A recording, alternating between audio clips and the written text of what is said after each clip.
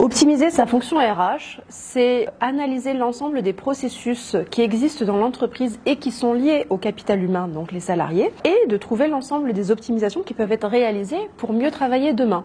Par exemple, l'automatisation des tâches, la gestion des talents, la formation, le recrutement, les KPI, la politique de rémunération dans sa globalité, ou encore la gestion du capital humain dans son ensemble, etc., etc. Donc chaque processus va être étudié avec minutie et va être challengé de façon à l'améliorer au maximum, et ainsi l'entreprise va gagner en agilité et l'entreprise, du coup, dans son ensemble, va pouvoir être davantage performante. Je vous propose, pour être un peu plus précise, d'aborder 3 exemples et d'en faire une conclusion.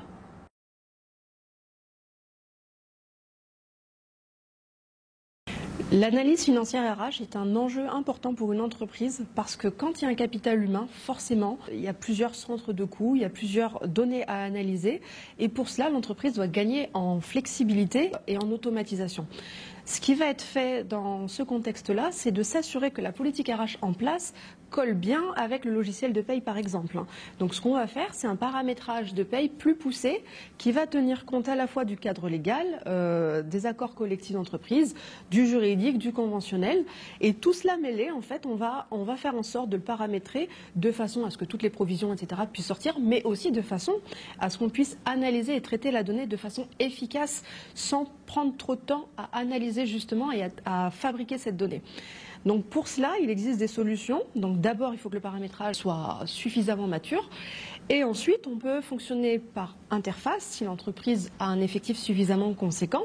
Ce qui veut dire qu'en fait, la base, elle sera à un endroit, on va pouvoir la requêter et de façon très automatique, elle va être envoyée vers un autre système d'information et les calculs vont se faire de façon très automatique. Dans les entreprises plus petites, ce qui se fait, c'est qu'on a le même système de requête. En revanche, c'est à nous d'aller chercher la requête, de la mettre sur le fichier Excel et on va avoir des formules, des TCD qu'on va pouvoir actualiser, etc., etc. Mais la donnée se calculera aussi de façon automatique.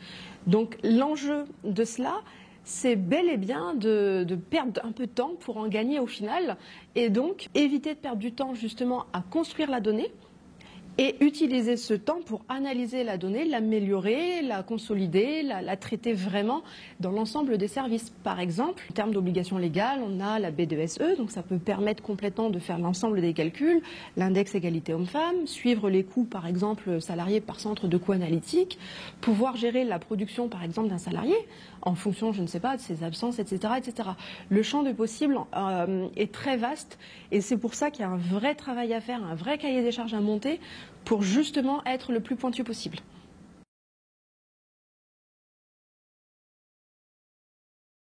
Alors, le package de rémunération, c'est un sujet qui est en fait primordial. C'est le nerf de la guerre dans toute entreprise. Pourquoi? Parce que le salarié, quand il répond à une offre, évidemment, il va regarder ce qu'il va gagner. Ça contribue aussi à la marque employeur.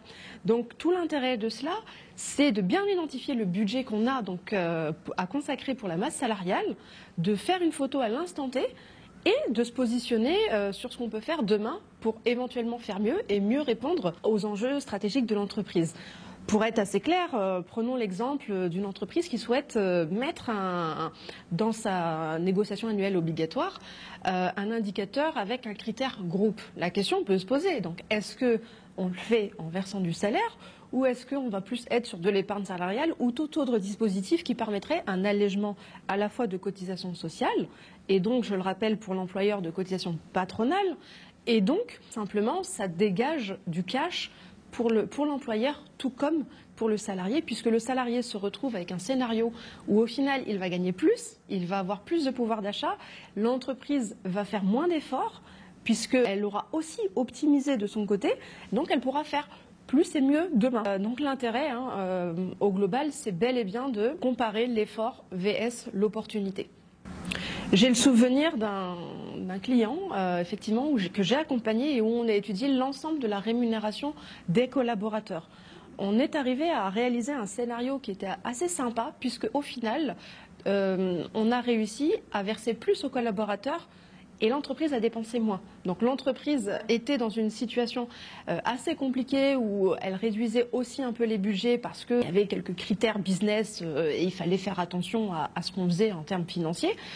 Donc là, par exemple, effectivement, faire ce travail-là, Ça a permis à l'entreprise de continuer justement à fidéliser et à attirer les talents, mais aussi à libérer un peu de cash pour justement le positionner par exemple sur le plan de formation ou autres dispositifs qui peuvent aussi justifier d'un investissement de la part de l'employeur.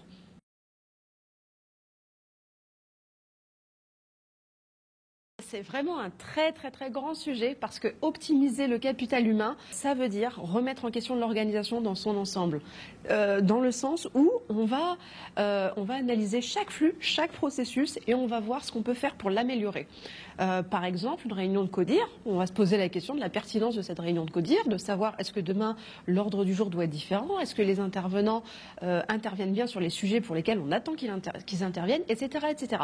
Mais ça va être aussi sur les tâches que vont réaliser les collaborateurs, dans le sens où, un peu comme dans une démarche RSE où on demande à toutes les parties prenantes d'être autour de la table, là, c'est exactement la même chose. On va demander à l'ensemble des acteurs d'être autour de la table et de réfléchir à comment on fait pour mieux travailler demain. Donc, comment on responsabilise l'organisation, comment on facilite le flux de décision, comment le management peut accompagner dans cela et comment chaque salarié peut se sentir engagé dans ces pratiques-là.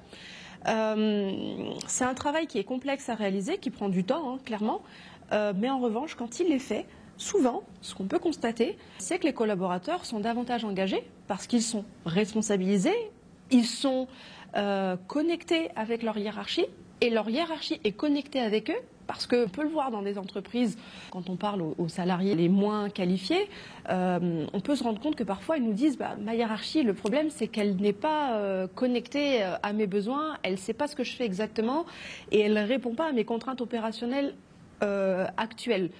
Donc là, justement, on va lever les freins. On va lever les freins, on va lever les barrières et on va faire en sorte que demain, l'organisation dans son ensemble réponde à toutes les contraintes de l'entreprise. Ça va permettre d'optimiser l'ensemble des flux et forcément l'entreprise va gagner en performance, en fidélisation et en rentabilité dans son ensemble.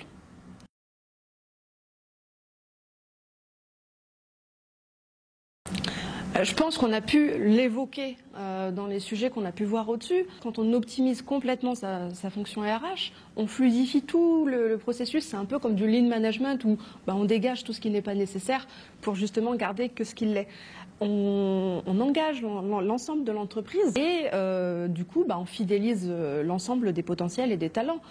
Chacun a son terrain de jeu, chacun a son domaine de responsabilisation et chacun contribue à sa façon au succès global de l'entreprise. Donc ça nécessite une certaine confiance, une certaine agilité et donc forcément la performance derrière ne peut que suivre et c'est aussi un gage de qualité, c'est un beau travail pour la marque employeur et pour la stratégie de l'entreprise dans son ensemble.